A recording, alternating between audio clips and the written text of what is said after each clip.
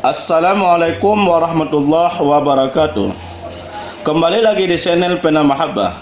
Pada kesempatan kali ini kita akan membahas 4 golongan yang dirindukan oleh surga. Sebelum kita melanjutkan video ini, tolong bantukan dakwah kami dengan cara subscribe, komen, like, dan berlangganan, serta bagikan video ini biar bermanfaat bagi yang lainnya. Salah satu tempat penuh kenikmatan yang kekal dan sempurna dan tidak ada di dalamnya kekurangan apapun. Tempat tersebut adalah surga. Tempat itu disediakan oleh Allah Subhanahu wa taala bagi mereka yang mentaati perintahnya dan tidak mengingkari kebenaran yang dibawa oleh Rasulullah sallallahu alaihi wasallam. Surga juga merupakan tempat bagi orang-orang yang dikaruniai nikmat Allah Subhanahu wa taala dari kalangan para nabi, siddiqin, syuhada, dan orang-orang beriman dan beramal saleh. Setiap orang pasti rindu dengan surga dan ingin masuk ke dalamnya, siapapun saja orangnya, dimanapun ia, apalagi bagi orang-orang yang beriman dan beramal saleh. Namun kali ini surga juga bukan hanya bisa dirindukan, akan tetapi justru sebaliknya, surga sendiri malah yang merindukan kita. Hadis diriwayatkan dari Ibnu Abbas radhiyallahu an. Surga itu merindukan 4 golongan manusia, yaitu orang yang gemar membaca Al-Quran, orang yang memelihara lisan dari ucapan keji dan mungkar, orang yang memberi makan kepada orang yang kelaparan, dan orang-orang yang berpuasa di bulan Ramadan. Hadis riwayat Abu Daud dan Tirmidzi. Berdasarkan hadis di atas, ternyata ada 4 golongan yang dirindukan oleh surga adalah: yang pertama, orang yang gemar membaca Al-Quran. Hampir setiap waktu dan kesempatan lisannya senantiasa digunakan untuk membaca kalam Allah. Selain dirindukan oleh surga, orang yang rajin membaca Al-Quran akan memperoleh ketenangan dalam hatinya, sebagaimana firman Allah Subhanahu wa taala dalam surat Ar-Ra'd ayat 28. Orang-orang yang beriman dan hati mereka menjadi tentram dengan mengingat Allah. Ingatlah, hanya dengan mengingat Allah hati akan menjadi tenang. Berdasarkan ayat di atas, dengan mengingat Allah Subhanahu wa taala, hati kita menjadi tenang dengan membaca kalam Allah yang Maha Pengasih dan Maha Penyayang.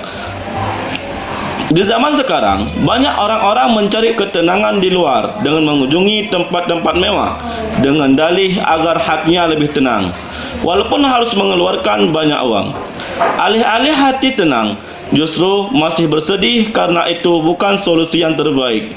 Padahal kalau kita ingin maknai lebih dalam, Al-Quran adalah obat hati bagi manusia agar hidup bahagia di dunia dan akhirat. Allah mengatakan dalam Al-Quran surat Al-Isra ayat ke-82. Allah Subhanahu wa taala berfirman, dan kami turunkan Al-Quran sesuatu yang menjadi obat penawar dan rahmat bagi orang-orang yang beriman. Yang kedua, orang yang selalu menjaga lisannya dari berkata kotor, mencaci maki, dan menghujat.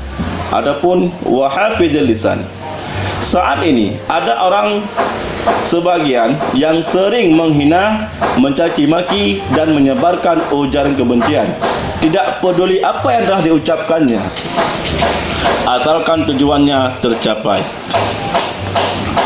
Imam Ghazali dalam kitabnya Ihya Ulumuddin mengemukakan 14 macam bahaya lidah. Salah satunya adalah perkataan yang tidak bermanfaat yang dapat membuat hati kotor.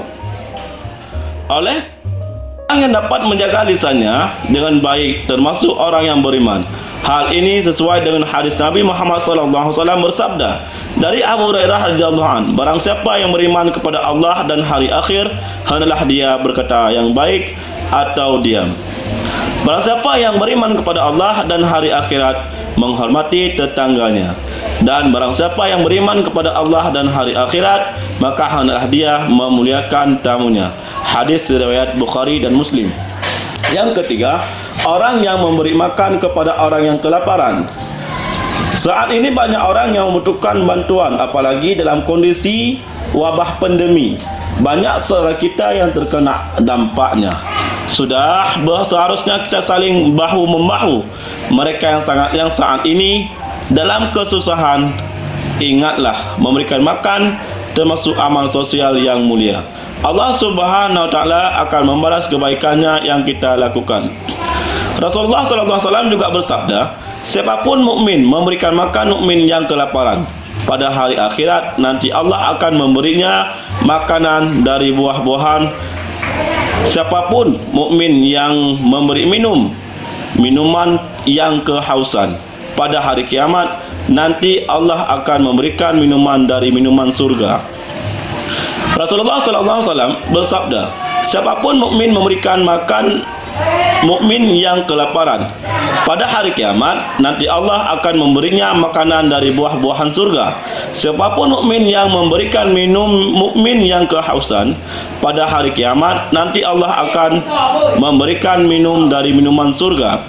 Siapapun mukmin yang memberikan pakaian mukmin lainnya supaya tidak telanjang, pada hari kiamat nanti Allah akan memberikannya pakaian dari perhiasan surga.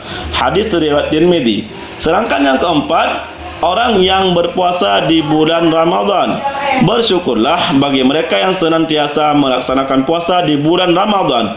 Kehadiran mereka dirindukan oleh surga.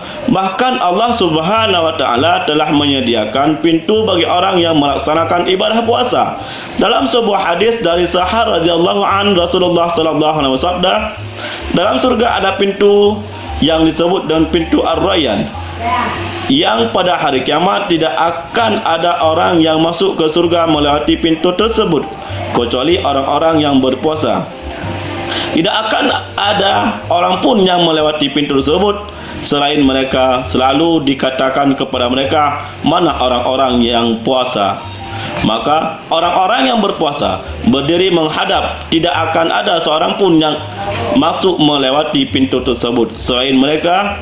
Apabila mereka semua telah masuk semuanya, subhanallah, begitu indahnya Allah Subhanahu wa taala berpuasa di bulan Ramadan. Bahkan orang yang berpuasa disediakan pintu khusus masuk ke surga.